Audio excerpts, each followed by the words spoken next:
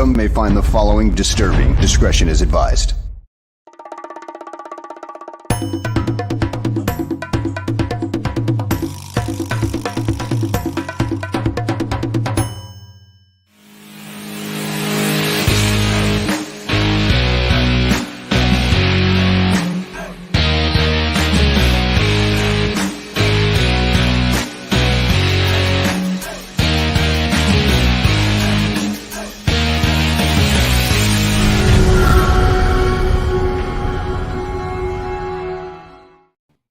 Welcome, everyone, to another episode of Gabriel Talks Football. My name is Aldo Gandia, and I just want to let you know before I bring Greg in that we've got another heavy-duty week of Bears coverage this week, and it always starts with Gabriel talking football. But as the week goes on, we've got tons of shows, and it will continue on through January and beyond. And we've got you covered. New, fresh programming Sunday through Friday. So buckle up. It's going to be a heck of a year. Let me bring Greg in now. Gabriel, how are you, my friend? I'm real good. What the hell is wrong with Saturday? You take a day off or something? I have to, man. That's why I went on vacation a couple of weeks ago. You got your vacation in. This, Listen, if somebody wants to do a show for the Barroom Network on Saturday, I'll give them the keys to the barroom. Go at it. There's a lot going on. We've got some exciting new shows that we'll be talking about in the near future. But right now, it is time to talk Chicago Bears football. And by the way, Greg, you're feeling well. I understand that your lovely bride is a little under the weather. Yeah, a little bit of the corona. But hey, it happens. But she's yeah. But here's the best part. You know who she got it from? A doctor. Oh, jeez. Irony of irony. On an appointment. Oh my goodness, that is it's hilarious. Oh, my buddy sent me a text. He used to, our neighbor up the street. He says, "You avoid that shit for 2.5 years, and then you go to the doctor and you get it." that is so sad. I know.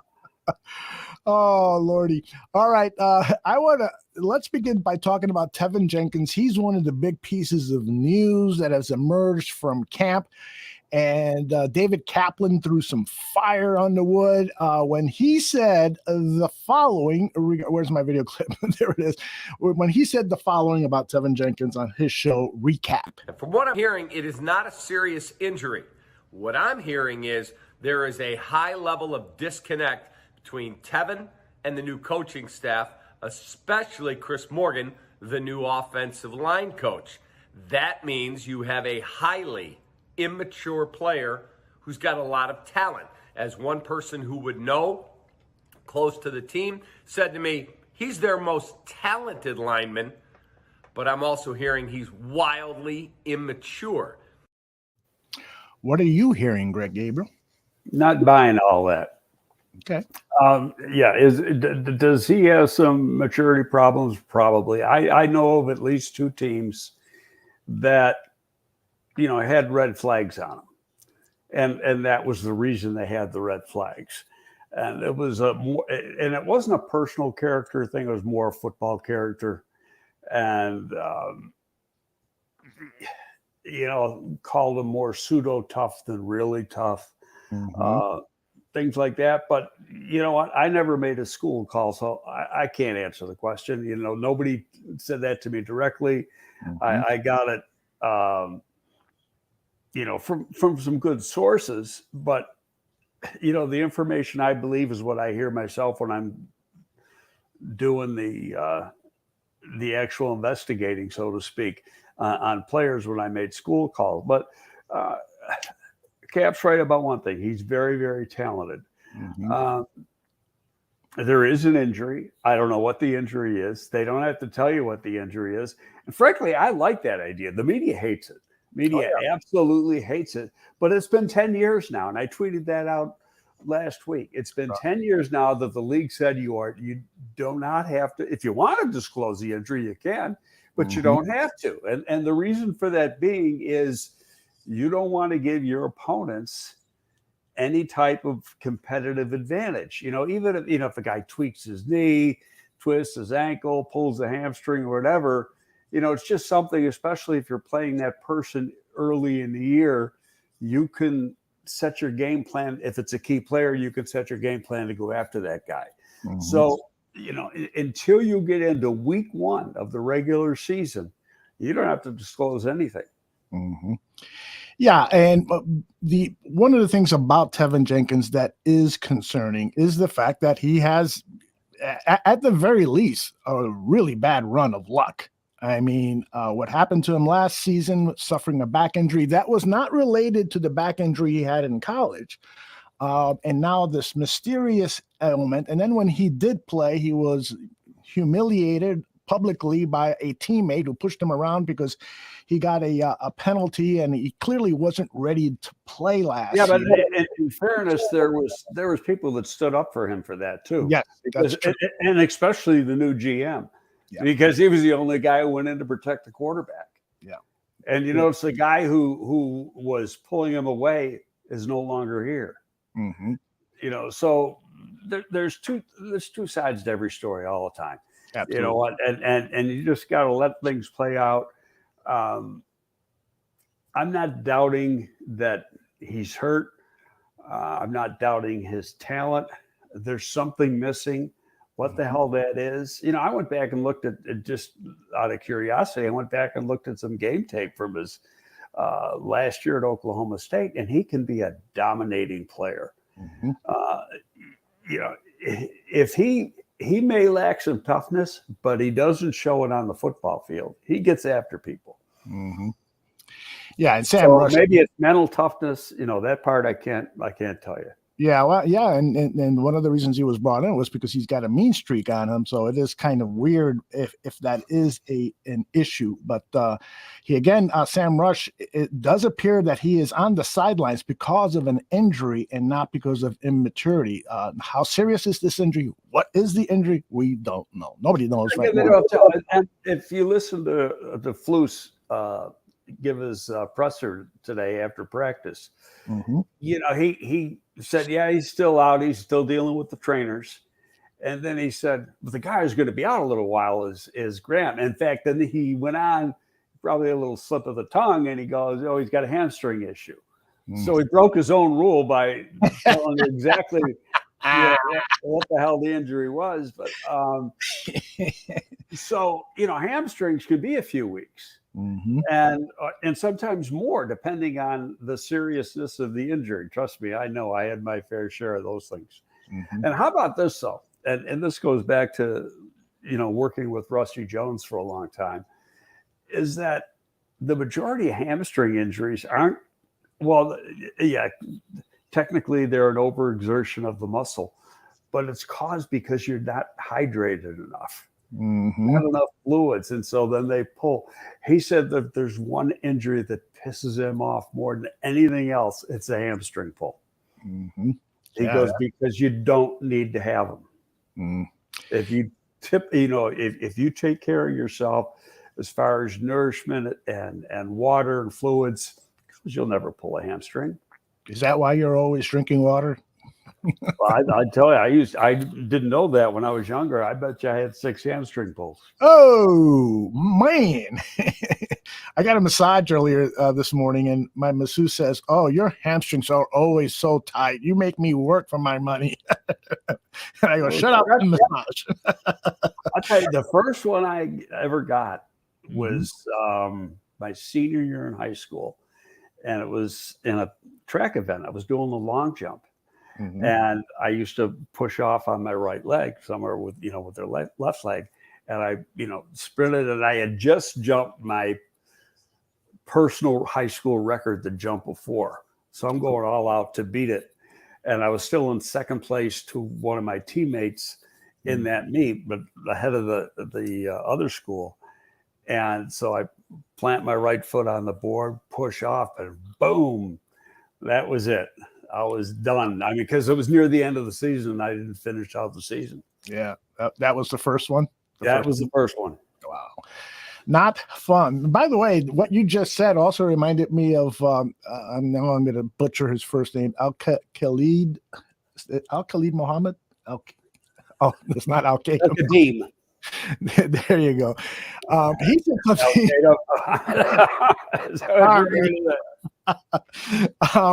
He said something today that I was really impressed with when he was asked, how is it difficult for him to rev up to go hard in practice, because he has been complimented by teammates and coaches for how hard he goes in practice. And he said, no, this is something that I've always done all of my life. I started as a kid, going hard in practice all the time, because I never wanted to get into that mentality of saying to myself, I need to go hard today, because it's just automatic. I go hard all the time. And I love that type of mentality. That's the type of mentality I think every player should have for every second that they're out there on that football field. Go hard every day, never give up. And this guy is going to be a fantastic locker room presence. And I apologize for screwing up. Well, so, he had, and this is a guy that I know who he was going back to high school. He went to one of the top Catholic private high schools in New Jersey. Mm-hmm. And I'm not sure if he had committed to Notre Dame or was close to committing or whatever, but something happened and both sides went their separate ways. He ended up down at Miami. He had a couple issues while he was down at Miami, but 17, 18-year-old kid, maturity stuff more than anything else. And he's grown up, and because of it. I think he was a free agent or a real late draft pick, mm-hmm. Originally coming out. But the talent, he was like a second round talent when he was coming out. But because of the other stuff, he got dropped lower. But, he played well for the Colts, and he got paid coming here. I mean, he still hasn't hit a home run, but he's hit at least a double. And he's still young. He's still young enough to get another big contract in the league.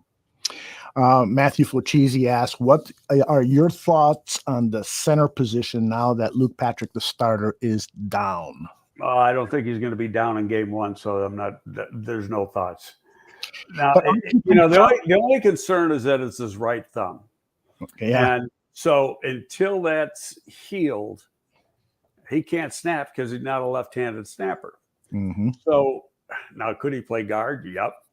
I mean, you see a lot of guys playing with broken hands in the league, but not that position. Not when it's not. If it's your left hand, he could do it. Mm-hmm. I think he'll be fine because he had surgery, and that's why they had the surgery. Mm-hmm. They might have put a little plate in there, and so that hastens the healing process. You still got 7 weeks until the first game. Mm-hmm. So there's a lot of time. And he's a guy that started 28 games over the last couple of years. He knows the offense. So it's not, I don't think a big problem when you got a veteran like that knows and understands. You'd like that cohesiveness with the people around him, especially if you're going to have a new guy next to him. And most likely Schofield now. But hey, it is what it is. And there's going to be stuff he can still do in practice in another couple weeks. Mm-hmm. He just, really can't snap with that hand and won't be able to. I'm going to the next 2 practices over at Halisaw. I'm happy to report, so I'll be able to see up front. And now they're going to be in pads, so that will be even better. Because really, what happened last week in practice really wasn't much other than seeing what the guys do as OTAs. It's just OTAs. Or installing plays. It's repeat. Now, the difference is that you can do more in OTAs. You can't have contact. Right. So they had some pass rush drills, pass block, pass rush drills and stuff. And you can do those without pads on, and a guy's not going to get hurt. You just, you can't go 100%, but you can go 80, 85%. Mm-hmm. And they were doing those. You can't do that in OTA. Mm-hmm. Okay. In coverage drills, you can't theoretically have press coverage. Really, you can have man coverage, but not press coverage, and really jam the receiver. Well, you can do that now. So that's the difference. So it's a more glorified OTA practice, but same thing. Mm-hmm. What advice do you have for me, a relative layman, when it comes to watching practices at the NFL level? What would you advise somebody like me to look for, concentrate on? You've seen about 1 million practices. Any advice? I always follow the big people because it's the most, especially when they put pads on. Mm-hmm. Because you get into the one-on-ones and things. It's just to me, it's the best part of practice.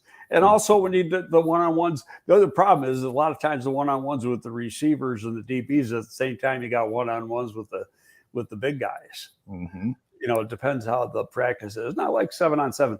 11-on-11 is hard because you got 22 people on the field. You can't really concentrate. Mm-hmm. That's why you take everything is filmed and then you go back and you look at the film and you're looking at each play 6 or 7 times so you can grade each player. And that's what we had to do when I was there in training camp. As soon as practice was over, you'd have the tape of practice within a couple minutes and you were starting to grade each position. Mm-hmm. Lots of praise coming in the chat room for offensive lineman Jatari Carter. Did I say that one correctly? God, I'm terrible.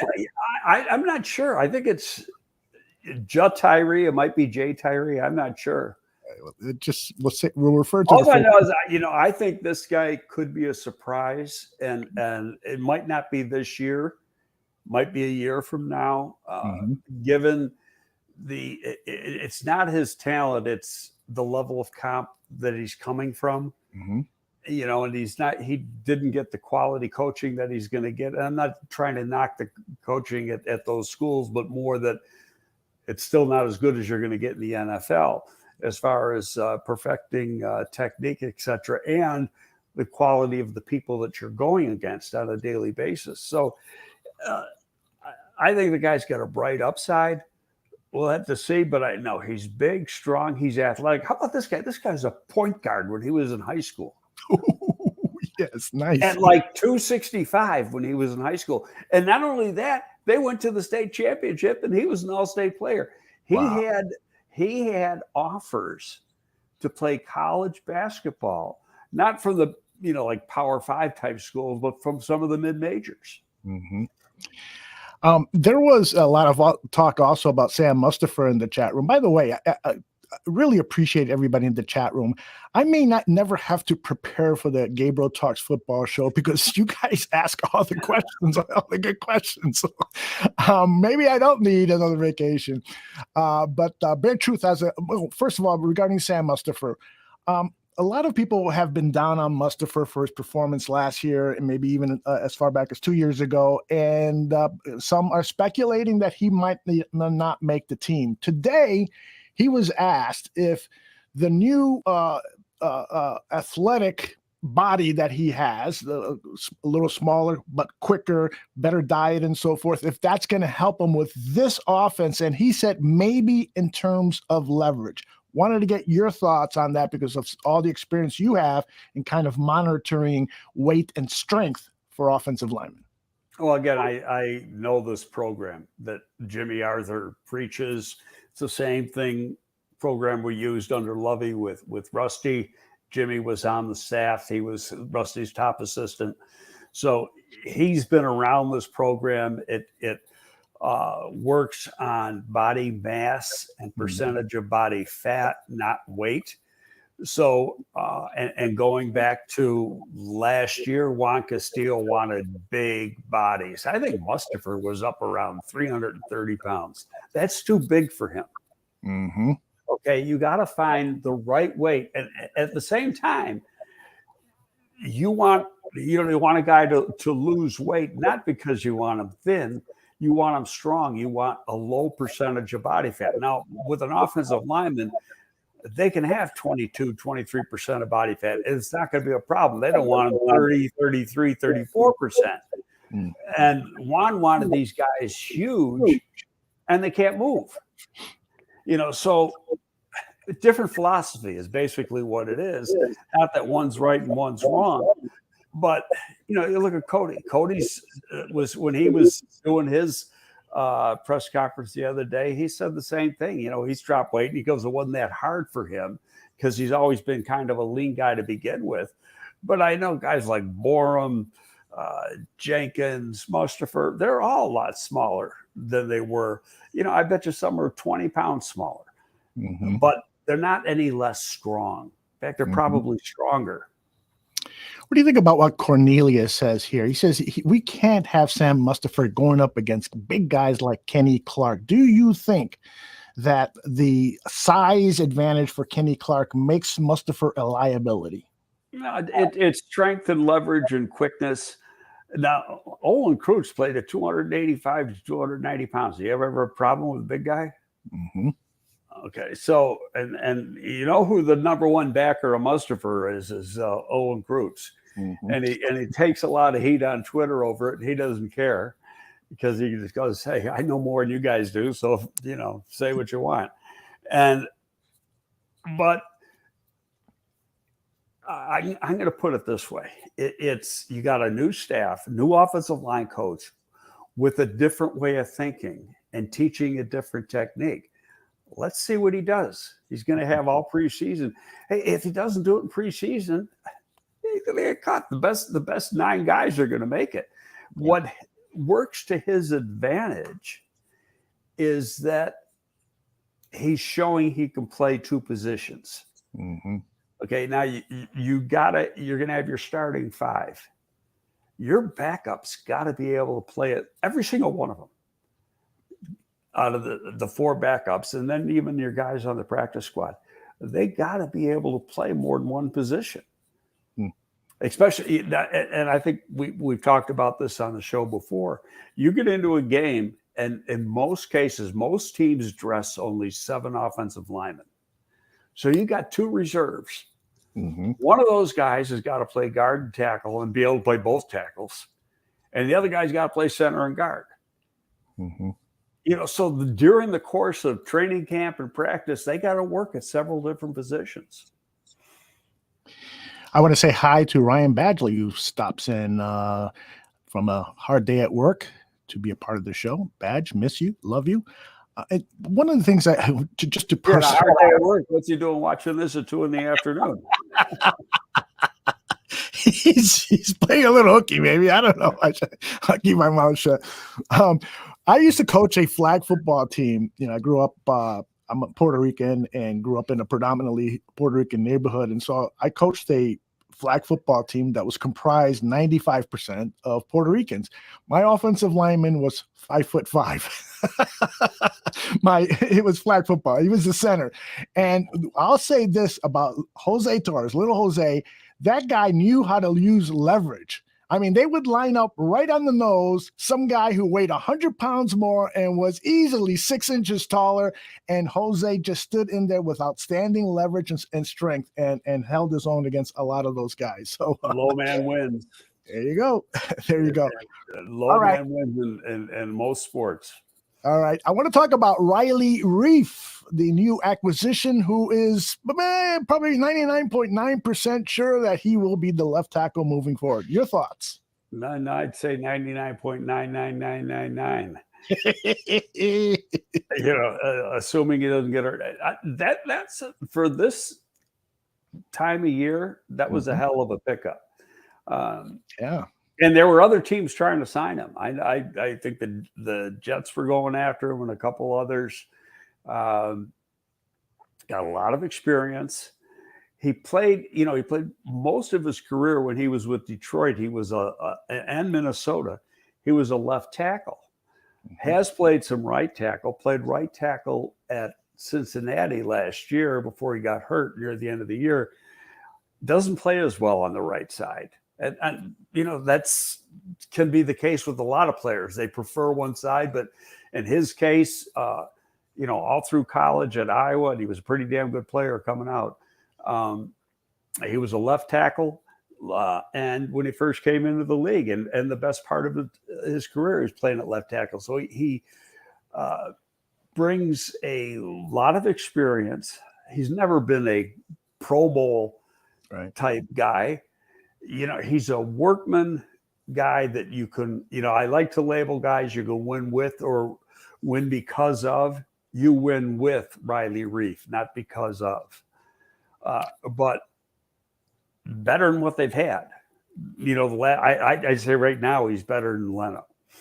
I was just going to ask you that. He's better than Charles Leno. Everybody always tells me when I make a statement like that, well, follow the money. Who's making more money? And in this case, it's Leno, not Riley Reiff. Why is that? It's almost similar. Well, Riley Reiff's contract is a $3 million. Yeah, but he's got all those incentives that are like, if you wake up in the morning, you're going to get them. That's true. That's true. Like, got to play something like 25%. I don't know the exact, but it's a real low percentage. Yeah, it's very low. But what it does is it saves the cap, and then he gets paid at the end of the year. Do you think he's better than the guy we had in last year who was going to the Hall of Fame, Peters? Now, not Peters, the Hall of Fame Peters, but the Peters that we saw last year, who surprisingly played a lot better than I thought. He played pretty good football. I mean, it took him a while to get acclimated, get himself in shape. But consider he was 40 years old. And by the way, I just saw a thing last week. He still wants to play. So I'm just sitting here waiting. It goes right team, right time. He goes, how could I call? And I think he will because his tape was good enough. But I think, I'm going to say better because younger. He's taller. He's not as big. Peters was probably 340, 350. Easy. And again, that was too big for him. When he came out, when he was a tight end at Arkansas, and I went to see him, he was probably 300, 305. And then when he was a rookie and he was on the practice squad his first year in Buffalo, again, he was in that 305, 310 area. And I think when he was really good in Philly, he was probably 315 to 320. And, he was coming off not an ACL, an Achilles injury when I was at Philly. So he wasn't at training camp. He wasn't ready to go, but he was like jogging and actually running on this treadmill that was set in water and stuff. So it didn't have to carry all his weight, yet he was still getting cardiovascular work out of it. And, he was a freak athlete. I mean, like I say, he was a tight end at 300 pounds in college. And he is going to go in the Hall of Fame. So at his heyday, Peters is better than Riley Reiff, but Riley Reiff, you can win with him in this league. Hell, Cincinnati and Cincinnati had a bad line, and he wasn't playing at his optimum spot, and they went to Super Bowl with him last year. I like the way J2K puts it. Peters is better, but Reiff knows and fits this offense better. I don't think Peters is better now today. Okay, there's like an 8-year difference in age. Yeah, that's huge. I'll tell you one thing. One of the things I was most impressed with Jason Peters last year was how he got out to the second level, because I saw tape from his previous season and he was having a little bit of a problem. Now, it was probably a tape from late in the season, so probably his body had enough for that season. And that was another thing that I was impressed at, that he played virtually every week. So he was a great find by Ryan Pace. One of the nice things that Ryan Pace did for the Chicago. In fairness, that was a Juan Castillo deal. Oh, that's right. You're right. Juan Castillo, he played for Juan in Philly. Juan's the guy who developed him in Philly, and they had a close relationship. Juan's the guy who made the phone call. Somebody's making a request of you, Greg. Please come back and work for the Chicago Bears. Too bad that's not George McCaskey writing that. It's Alfred Smith. Let's move over to the defense, because I really, really want to talk about the following. Wait, we got to say one thing. Please. Biggs tweeted it out this morning, and I had no idea this was going to happen. Carl Pekarski, who is the assistant equipment guy to Tony Medlin. And Tony Medlin's been there, I think, since George Ellis. But Carl's been there forever too. Carl retired over the weekend. Wow. So he was here for the beginning of camp and then made his retirement official over the weekend. He'll be missed. Great guy. And the players love him. The coaches love him. Everybody in the building loves him. So, congrats to Carl. Good. Maybe we can get him on the show in the future just to talk about what that job entails and what's his future going to be and so forth. I'll see if I can get. I'll tell you, you want to find out about players? Those are the people you talk to. Yeah, they're around them. Mm-hmm. They can share little things like how polite the players are. Like I remember a story about, I forgot who the source was, but that players who would get dressed and just throw all their crap all over the socks, the underwear, the pants, and so forth. And the trainers got to pick all this stuff up. Whereas some players would politely hand it or throw it in the basket where it belongs and so forth. That to me is just one of those little traits that you kind of judge a player on. How you're looking at me like, fuck you. You know what? I learned when I was with the Giants, the guy you want to be your best friend is the equipment guy. There you go. Like T-Med, I put T-Med up on a big totem pole. He's the best. And the same with Carl. Because if you need something, if you're good to them and you need something, they're going to be good to you. That's how I got these helmets here. And I got a Giants helmet that, downstairs. You think that they don't just give those things away. Yeah, right. I was going to talk about the defensive secondary, but before we go to the defense, I wanted to, of course, talk about the other offensive lineman that was acquired last week, and that's Michael Schofield III. What can you tell us about him? Yeah, I think, we talked a little bit about it last week. Schofield was acquired before we did the last show, and that's right. Riley Reiff wasn't signed until a couple hours after we shut it down, or officially signed, put it that way. No, Schofield's a good player. He's another guy that you win with, not because of. And he's got versatility. Mostly played at right guard and been pretty good at right guard. But then, and we talked about this last week too, but he's never made a huge amount of money. I mean, he's getting over $1 million here, but by standards as compared to veteran linemen, that's light. The most he's ever made in a year, I think, is like $3.5 million when he was in San Diego. He was in San Diego twice, but the first time he was in San Diego, he got a pretty good contract. But he's a guy that been pretty durable. He plays good, real good pass blocker. That's the strong point of his game. But he gets after it in the run game too, and he's athletic enough. He's not overly huge. They list him at 306. Whether he's a little bigger than that, I don't know. But he moves good enough that he can get out in space and adjust on the move to hit a moving target. He's a good player, and he's a veteran. This is his ninth year in the league. So, and he started a lot of games. I think he started 86 games over the course of his career. So he's played a lot of football in the NFL. Do you think that the acquisition of these two players, I know I'm asking you to speculate here, but do you think that the acquisition of these two offensive linemen had more to do with, all right, we saw OTAs, and there's a couple little concerns here, or that these guys are available, they're coming at a good price for us, let's snatch them up because we could always use the depth? I think it's a combination of both, and I put a lot of thought into this. I think OTAs was all about getting, to know who was already here. And then they drafted all those young guys and get to see what they can do. Now, again, OTAs, no contact.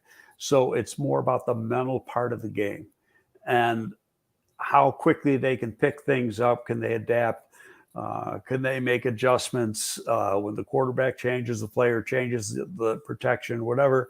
And so that part was good. I think always in the back of their mind, they had a short list of guys that once camp they got close to camp, they'd go out and sign these guys. And I wouldn't be a bit surprised that contact wasn't made original contact wasn't made like last week or the week before. It might have been made weeks ago. Mm-hmm. And let's just wait and see how this plays out. And, if push came to shove, if somebody else was going to get ready to sign him, then you might have had to get into a situation where you got to bid him. But, look at the Reiff contract. Yeah, his base salary is $3 million, or actually got a signing bonus. I looked at his contract today. He got a signing bonus, and then the salary brings it to $3 million. But you have all those incentives that can take him, give him another $9.5 million. And a lot of those incentives are really easy to get. Mm-hmm. Schofield doesn't have that in his contract. He wasn't as in demand as Riley Reiff was, but still you go back and you look at the tape, and he originally was with, I think, Baltimore last year, got cut at the final cut down. And then the Chargers brought him back. He didn't start at first, but I think by the third game, he was in the starting lineup again, and started all but one game, then the rest of the season. And then, if I'm not mistaken, Chargers had a pretty good offense. Mm-hmm. Indeed. All right, now let's turn over to the defense. These defensive backs, these two rookies that were acquired in the second round by Ryan Poles, boy, they are really turning heads. And Kyler Gordon was discussed at length over the last several practices because he's been playing a lot of nickel. Let me play for you what Alan Williams, the defensive coordinator, is saying about Kyler and why he is so good. Twitchy, he can change directions, and he has some size to him, and he's a ball magnet. For some reason, he's always around the football, and he's around the football, and when he is, he turns it over, and he's smart. He gobbles up information. He's one of the ones that you like, has good athleticism, but also has the will and the drive to be a good player. So we're excited about him. He was in here the other day expressing his eagerness to play inside. How has that resonated with you, just his want to and kind of his desire to be in the mix in the middle there? Yeah, that's a big deal. When players want to do what you ask them to do, some guys are just compliant. They go, "Hey, coach, I'll do anything you ask me to do." But when you have a guy that wants to do what you're asking him to do, you get a little extra edge in terms of how that guy performs. Mr. Shorty wants to know, Greg, is Kyler Gordon on a path to the Hall of Fame? Well, let's hold back a little bit. He hasn't played one game yet. I think it's going to turn out to be a good pick. I remember doing tape on him in the spring, mm-hmm. and I actually thought, his teammate went higher. His teammate went in the first round. Yeah. I thought he had more upside, but the other guy had been a productive player for a number of years in the mm-hmm. Pac-12 at the University of Washington, so he had the experience factor. This guy's pretty good. What hurt him a little bit is he didn't time as good as everybody thought he was going to time. And when you watch him, he plays like he's a mid 4.4 guy, but he timed it like 4:52 or something like that was official time. Not bad by any means. I mean, there's some Pro Bowl players in the league that cornered out of Miami, who's one of the best in the league, is like a 4.57 when he timed. So, and sometimes you got to take times with a grain of salt. You got to look at their play speed. I don't know if you're a track guy. The World Championships were on a couple of weeks ago over the course of a week. Do you think a sprinter runs the same time every time he lines up to run the 100 meters? Far from it. Mm-hmm. So that 4.52 might have been a bad day for him. I think he's, plays like a 4.45 guy. But he's got even better quickness, and he's explosive. He can jump. He's got a vertical. He's got a good long jump. He's got good length. And then you saw that, when he got drafted, the ballet thing when he was a kid, that flexibility is unreal that he had, and that he still has that amount of flexibility. I mean, that's one of the things you want to have in a DB. Mm-hmm. But I don't know if that guy can twist like a pretzel.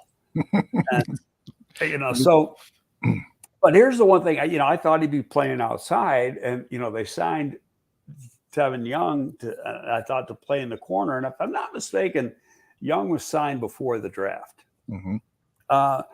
But I thought when they drafted him, they were going to play him strictly outside at least this year. But now you go back and to when Flus was named the head coach, and he talked about the defense, and his three key guys are the three technique, the will linebacker, and the nickel. And who are they putting at the nickel? Or at least it looks like they're, right. I don't think it's set in stone yet. Mm-hmm. But that alone tells you a lot about the player. That they think that much of him as a rookie, mm-hmm. that they can put him in one of the most three important spots on the defense, mm-hmm. and be a good player. Yeah. And I listened to that press conference where he, right at the top of the press conference, said, I had a feeling that they were going to ask me to play during OTAs. And so I immediately got a smile on my face, and I said, I want to do that, because in college he had some success at that position. It's quite the honor for him, and hopefully he will not let us down. Some people think of the, and it really depends on the scheme. The mm-hmm. nickel is like, well, he's your third corner in the scheme of things. Not necessarily the case. Not anymore. And again, it depends on the scheme and who's coaching the scheme. Mm-hmm. So in this scheme, he's not he's at worst your number two corner, but he's asked to do more than the outside guys. Mm-hmm.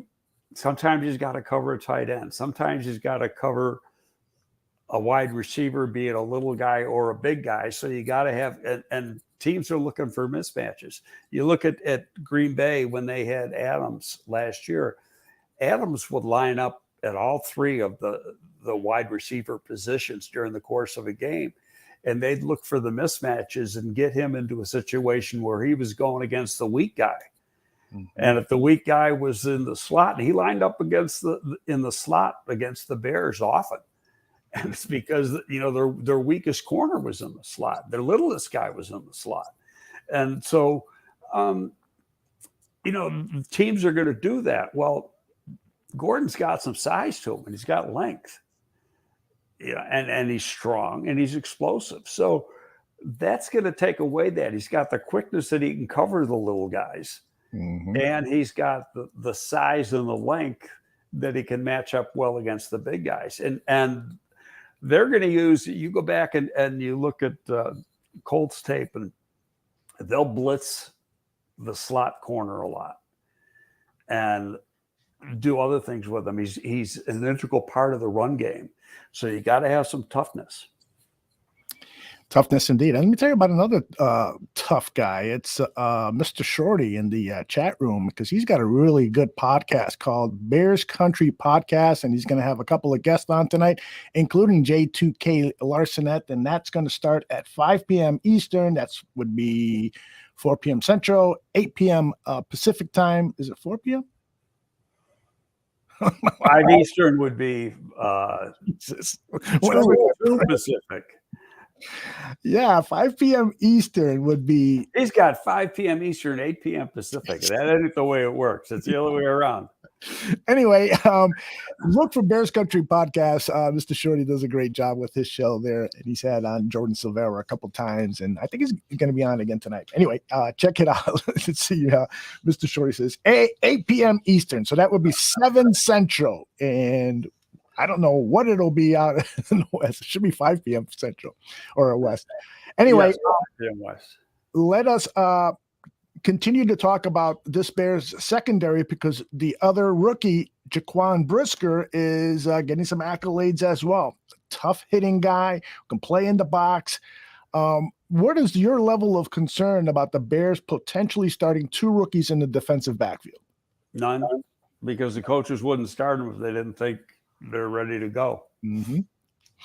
I mean, will opponents go after him? Sure. But I think both of these guys got short memories. It's easier to play safety from the standpoint is that you don't have all those one-on-one matchups that a corner has. Mm-hmm. And you got to open up against San Francisco, and San Francisco's got a pretty good wideout. And by the way, as long as those two wideouts got signed, DK Metcalf and the guy at San Francisco. Oh, yeah.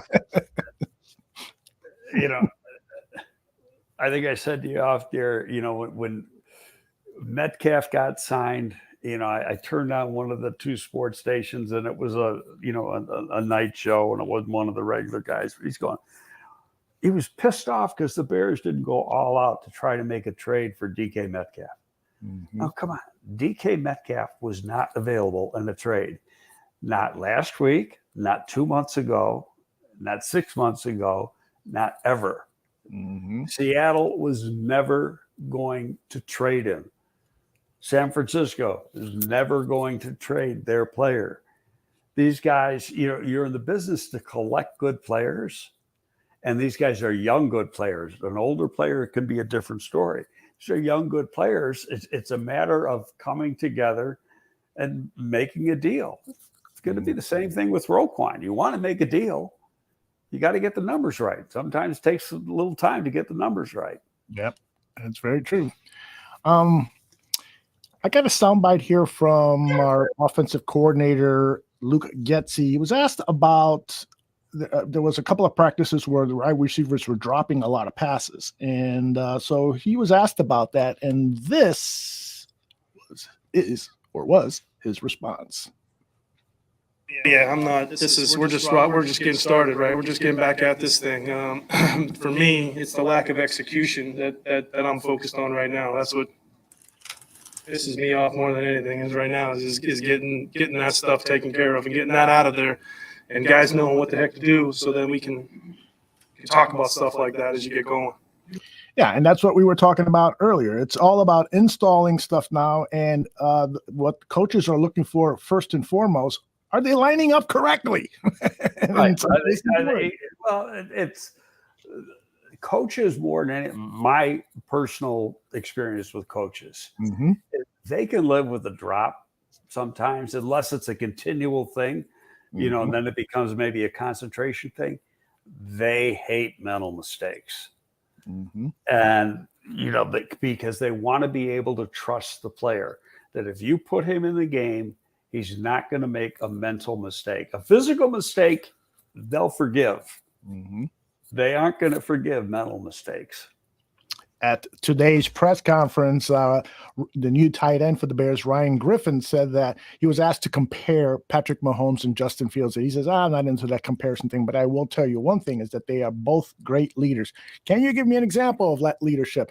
Well, with Justin and both Patrick, they will yell at you to get lined up correctly, and did that happen to you, Ryan? Yeah, Justin yelled at me just the other day because I was lined up incorrectly. So this is the time of season where you're going to see receivers drop passes because they're thinking too much. Am I lined up right? What's the count and all this stuff?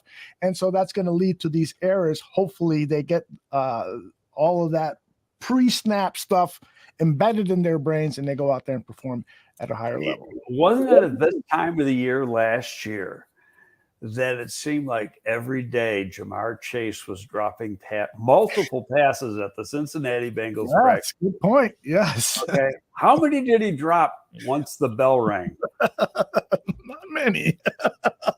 I remember this guy's going to be a bust. He can't catch. Yep. Yeah. Okay. We have a tendency, us fans, I'm referring to, of overreacting, exactly. And so that leads me to another topic I wanted to chat with you on. Is this whole the media is getting clobbered, especially the national media, because they've predicted the Bears are going to have the worst team in the league. Justin Fields is going to lead the league in interceptions and so forth. But even the local media has been kicked in the balls. And sometimes I come to their defense because it's not their job to be in cahoots with the team. They're not PR agents for the Chicago Bears. It's their job to be adversarial, to ask tough questions and so forth. Now, you can blame them or support them when they editorialize and they're opinion is not high of the team, but that's still their job. What are your thoughts on the media in Chicago? Overall, too negative. And I've thought that for a long time. And, being I worked in radio here, as an analyst for a number of years, you deal with it. I personally am not a negative person. I'm very positive. I always look, and we've talked about this. The glass is half full. It's not half empty. I read stuff, all the cohesiveness, the execution has been really poor. It's the first frickin' week of practice. It's a new offense. It's not like they've been playing this offense for the last 5 years. Mm-hmm. They played Nagy's offense for 4 years. Now they're going into an entirely different type of scheme, different numbering system, different terminology. You brought in a bunch of new players. That's what you have practice for. That's what you have training camp for. Now, once you get into September and the games count, and then you see that lack of execution, then you can hold people accountable and come out. But practice, especially during practice, you're not playing, during the course of a game, except for, defense, you got more substitution because they like to rotate guys. But on offense, you're pretty much playing with the same 5 guys on the offensive line, the same quarterback. You might rotate the running backs a little bit, and you might rotate one receiver in, but say you're playing with 4 receivers, your top 4 receivers for the 3 wide receiver positions and 2 tight ends, but you don't have that mass substitution that you have in training camp. And in training camp, you've got a different set of receivers every single play. And they're trying to figure out who's going to be the line. And you've got, 3 or 4 plays with these 5 guys. Then the next 3 or 4 plays with these 5 guys. And, cohesiveness is not going to be there. I remember, what was it? The 1990 season. And I was working for the Giants, and I went to I think it was the final preseason game, and it was at the University of South Carolina, of all places. The Chicago Bears played the Buffalo Bills. Chicago killed the Bills. Yay. Killed them. And I mean, I don't know what the score was. You'd have to look it up. But I bet you they won by at least 4 touchdowns and probably more. The Bills didn't even show up. That year, the Bills went to the Super Bowl. Okay, and they had that K-gun offense, the most productive offense in the National Football League that year. And they lost by a field goal to us, the New York Giants. I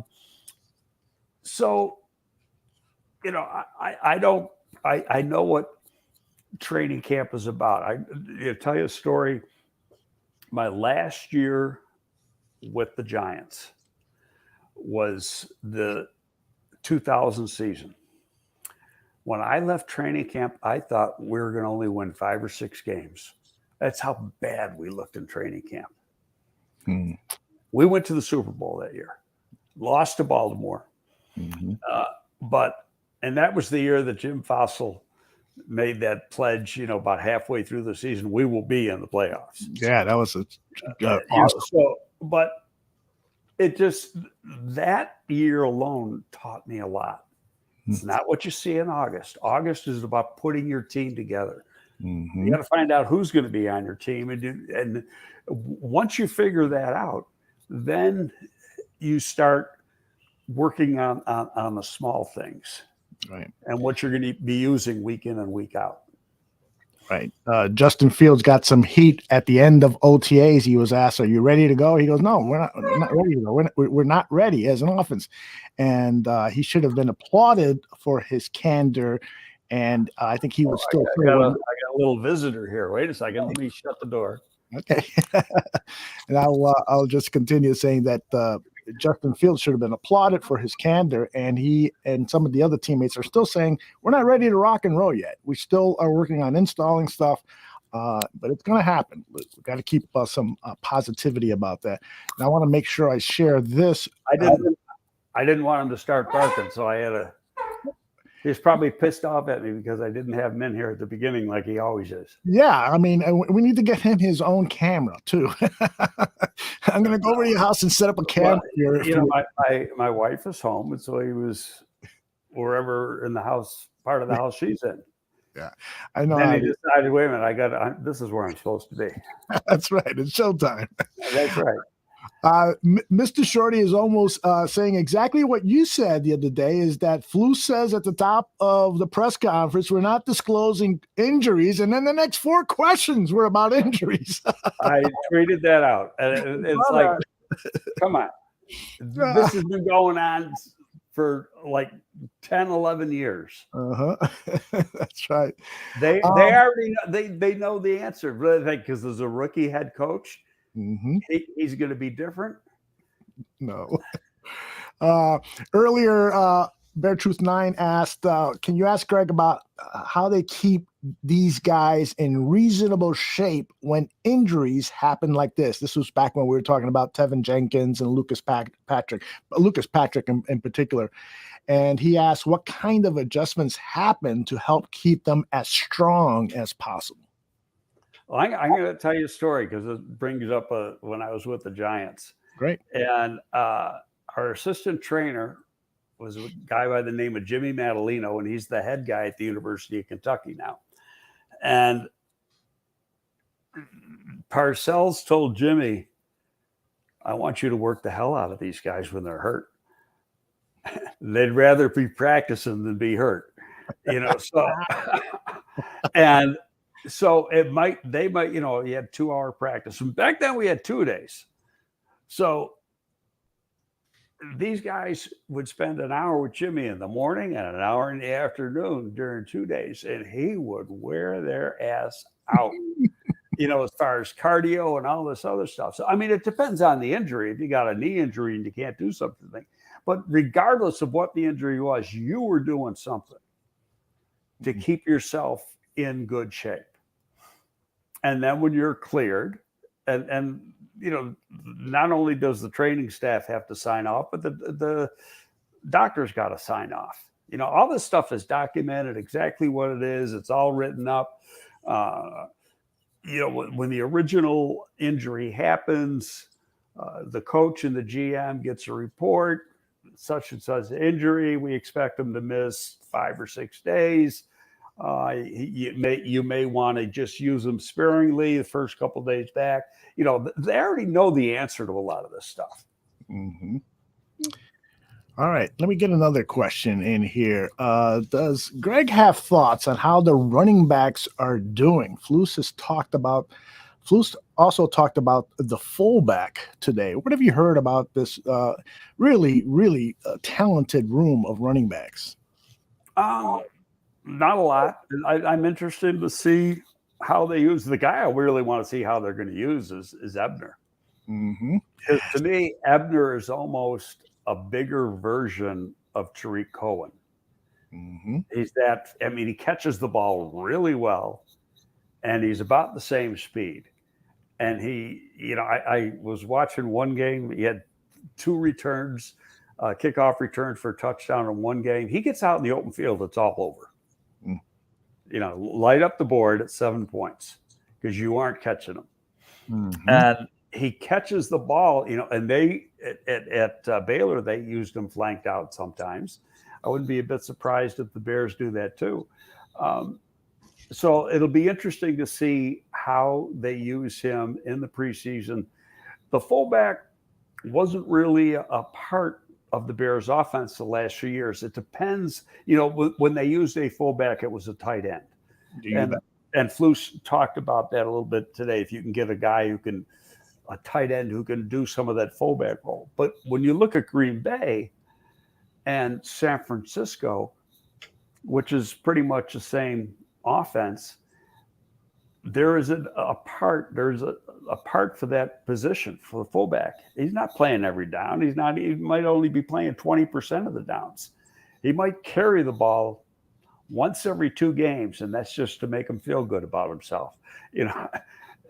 It's a blocking position. It's a receiving position, not necessarily a carry the ball position. But in the way they do things, and part of its motion too, it's an important position. So I think, there's going to be one. There's only one in camp. Blasingame.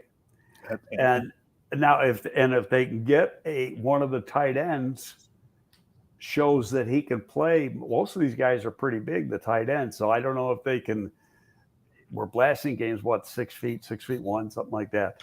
If they can get a tight end who has the movement skills and can stay low enough to do that lead blocking role, then he would be the backup. He'd be back up at certain tight end positions. And that'll, when it gets down to the final cut down, when you see how many tight ends they keep, that'll tell you a little bit too.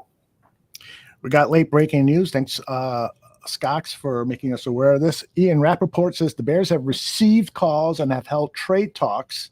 Is this up on the screen? Yeah. And have received trade talks centered around offensive tackle Tevin Jenkins. Sources tell me, and Mike Garofalo, the former second-round pick, has drawn interest based on his potential, a situation to watch.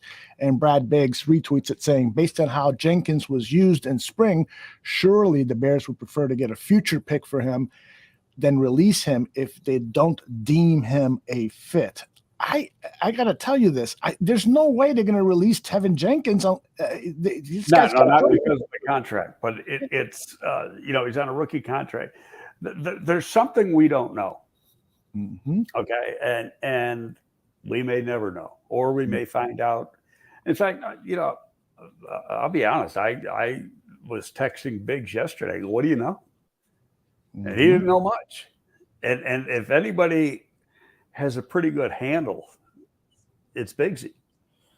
And but I'm gonna tell you, in trade, you paid a second a year ago. You aren't getting that second back.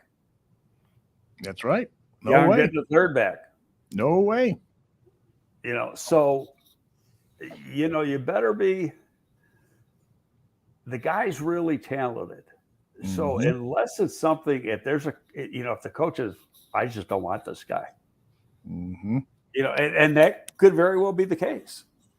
And that's one of the reasons why a lot of times especially in the offensive line, when Harry was here, I worked very closely with Harry, and any guy we were interested in, we would send Harry. What's the beer thing when the guy had the beer thing? What was the beer thing? Yeah, I don't know. Shorty, give us a little more detail on that beer thing. Go ahead with your thoughts. That would have been last year anyway. But anyway, getting back to what I was working with Harry, and we'd send Harry out to work out every single guy we had some interest in, so he could get a feel, for the player, personality wise. And there's guys who came back, I don't want him. Why not? He will not fit in the room. They'll eat him up, whatever. He won't get along with Olin, and or be a problem with some of those guys, because we had a pretty strong group of veterans on that football team, right? On the offensive line, and so it was important to him that he got to know the kid, so that he could go thumbs up or thumbs down on whether. And he had the feel of the offensive line room. He knew what the personalities were like, obviously, having coached them. And so he wanted a specific type of kid. And, as I said early in the show, there were some teams that had red flags on him. Now, I don't know if last year the offensive line coach Morgan was at Pittsburgh. I don't know if Pittsburgh had a red flag. I don't know if he went out and worked them out. I don't know if Kansas City had a red flag. but Ryan Poles would have known. Yep. Okay. So, and if that's the case, there could have been a negative when he walked in the door. When Ryan walked in the door, or Morgan walked in the door, and if you get to a situation now, Cap said that there was or somebody said there was an argument, and it might have been heated between, Morgan and Jenkins. If that's the case, and Morgan doesn't want him, it isn't going to work. You can never shove a player down a coach's throat. It won't work. And you're wasting time. It just that coach he's not going to do anything with that guy. Mr. Shorty responded back to our question about the beer thing, and it was Tevin Jenkins. I think this is jogging my memory. I think it was on the Olin Kreutz podcast where, Shorty says it was the Bears presser where Tevin Jenkins said that he had to cut down on his beer. And so, of course, that leads to speculation that maybe he's, an alcoholic or having addiction problems or whatever the hell it is. But I'll tell you, I listened to the Olin podcast when he was on, and it was probably a 20-minute segment anyway, 20-minute segment. And I, in all honesty, I thought, they tried to get into what the problem was, and he wouldn't talk about it. Right. But he did talk about Jimmy Arthur and the program and getting the body fat right and the conditioning right. And he seemed to be buying into all of that. Now, there's one thing I know about Tevin Jenkins. You don't ever have to worry about him in the weight room. That is one strong dude. He did 35 reps of the bench at his pro day. Okay, because there was no combine a year ago. Right. You don't do 35 reps because you don't go in and work out. That's hard to do. That means he's benching over 500 pounds. The other thing that I want to mention is this strong guy, Tevin Jenkins. When Ian Rappaport reports that the Bears have received calls, you're the one that's taught me this, is sometimes that stuff that's coming from either an agent or maybe the team, because the team maybe wants to trade Tevin Jenkins. And so they want to announce to the world, yeah, we're getting calls, so that they can maybe drive up the price from a 6th round draft pick to a 5th rounder or 4th rounder. So that's possible. Not going to get much. I'd be surprised. Right off the top of my head, I'm saying 5, maybe 4, because he was hurt last year. And now they're running him out of town. So why should I pay for you? Yeah. Well, if those calls are being initiated by the other teams, though, so there may be a desire to work with a talented guy, but we'll see. Well, we can only. There's no question. All you got to do is turn on the tape, and there's talent.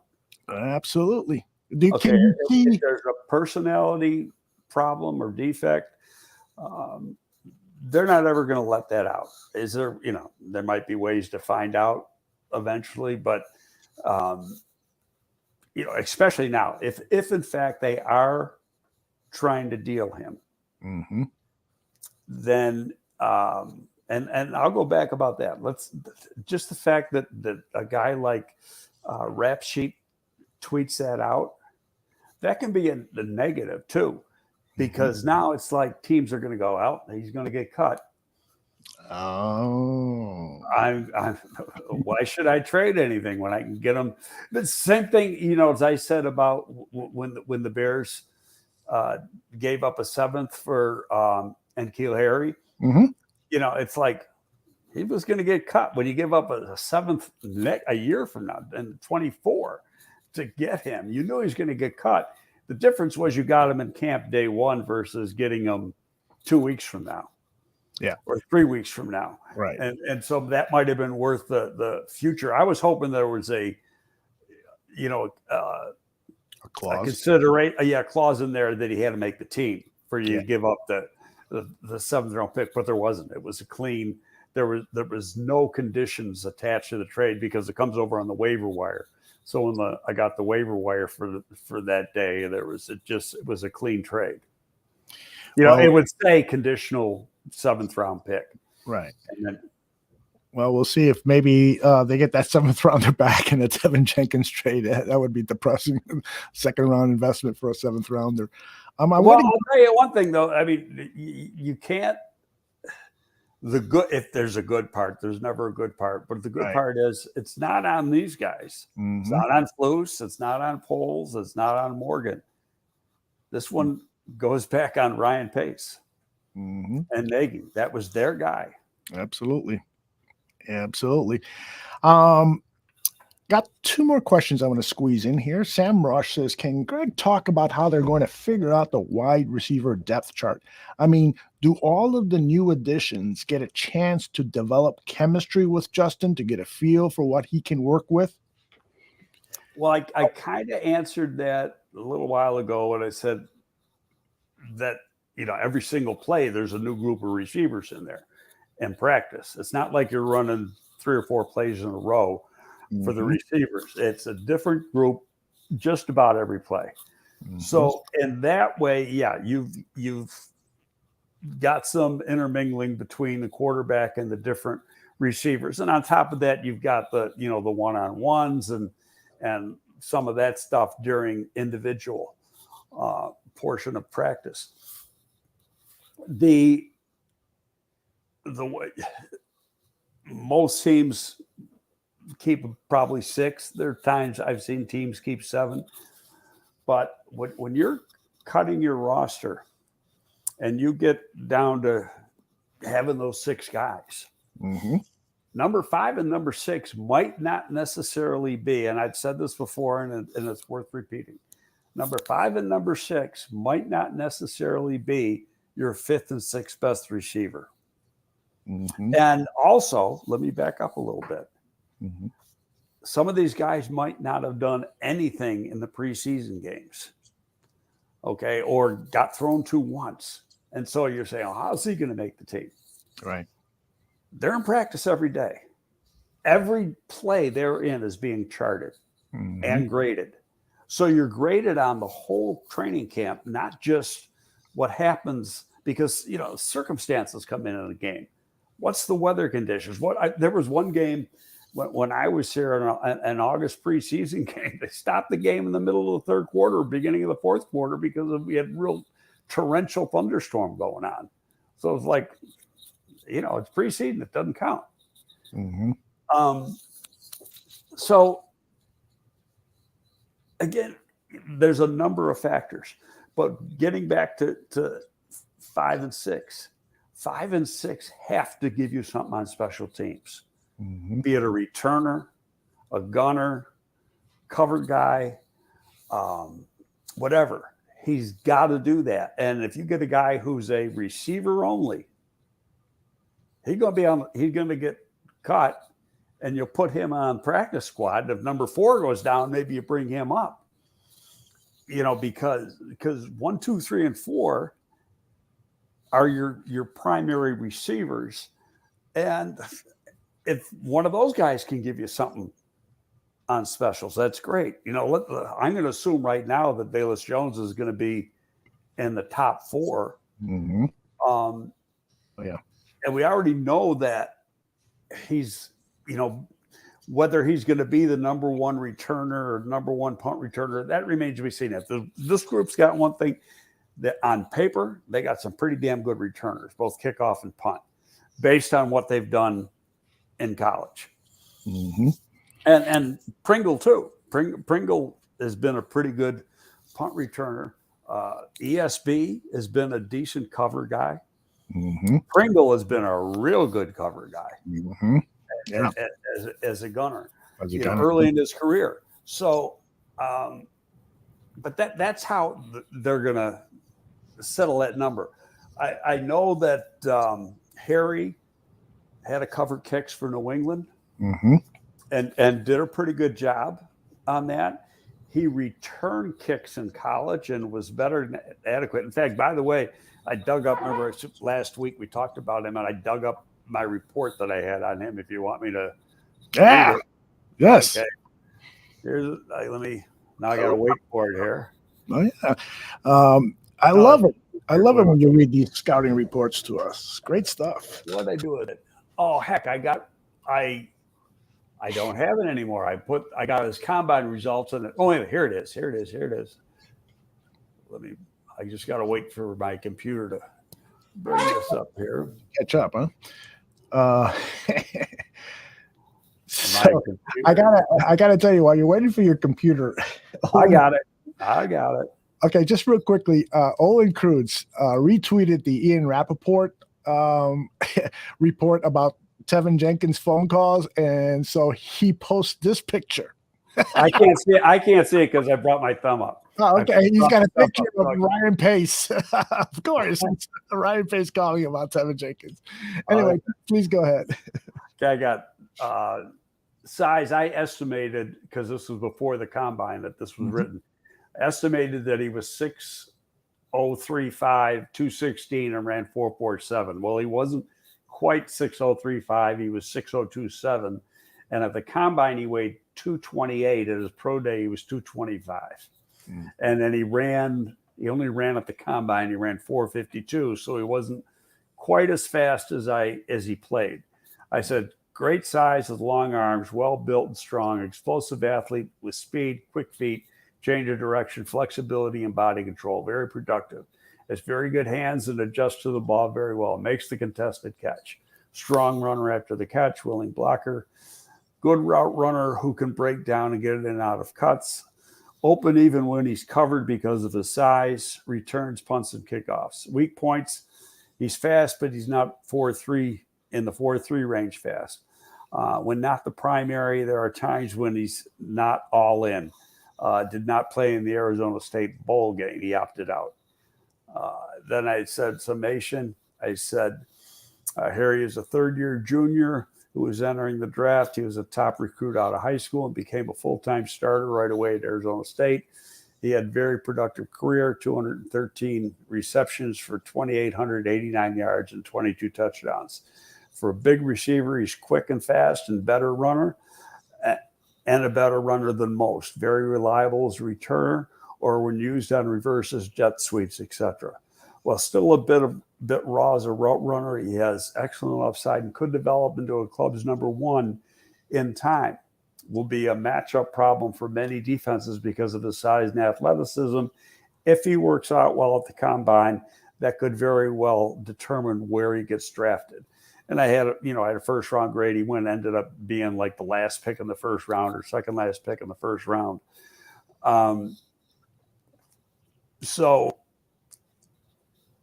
But when me or any analyst writes a report, and I think I said this last week, we don't have access to character. Unless somebody can give it to us, you're not making a school call. And that was with him. And I had a little thing in there. Is he always all in? And I think that was the problem at New England. He wasn't always all in. He's supposed to be a smart guy, but, did he adapt to being able to pick up that offense? And that's a very, very difficult offense. I think this offense fits his game better than New England's offense. So it's a wait and see. I mean, as I said last week, I love 7th round picks. If I could have 5 of them every draft, I'd love it. But is it worth it? Yeah, it's worth it. It's worth it if he makes the team and he does something. If he's just going to be a guy that's going to, we'll have to see. He knows it's, last chance university right now. It is. And speaking of my last question for you comes from Chris Watts. Do you think NFL players are as tough as the players from the 1980s? That's a good question. I don't know if I know how to answer that. And they're tough. It's a different breed. They're coached differently. Yeah. We had a coach with the Giants, Lamar Leachman.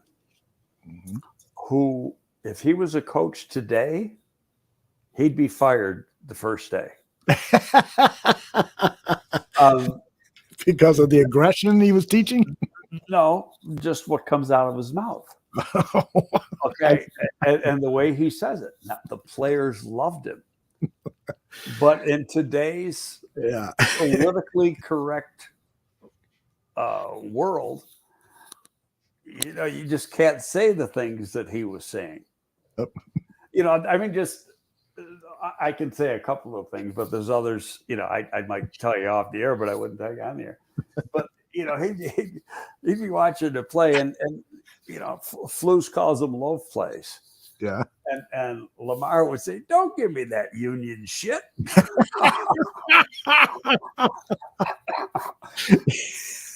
That's hilarious. Union shit.